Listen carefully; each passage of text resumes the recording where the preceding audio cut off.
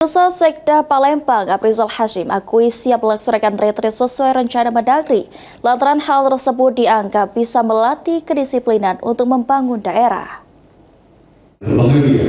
Pertama-tama Mendagri tidak hentinya wali kota bahwa setelah sebelumnya seluruh kepala daerah di Indonesia menjalankan retreat atau pendidikan militer, Mendagri Tito Karnavian mengungkapkan jika seluruh sekretaris daerah di seluruh Indonesia juga akan menjalankan retreat di Magelang sesuai perintah Presiden Prabowo Subianto.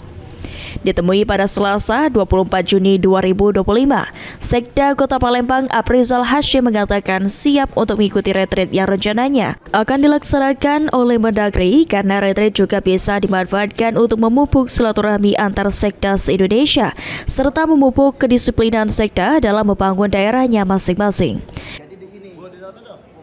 Kami siap untuk mengikuti retreat sesuai arahan dari Pak Mendagri kemarin, semua sekretaris daerah se-Indonesia ini, dan kami siap karena memang sekali lagi untuk memupuk silaturahmi, memupuk kedisiplinan, ya untuk membangun daerahnya masing-masing.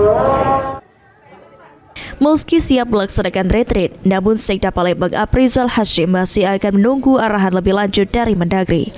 Sandi Pratama, PAL TV.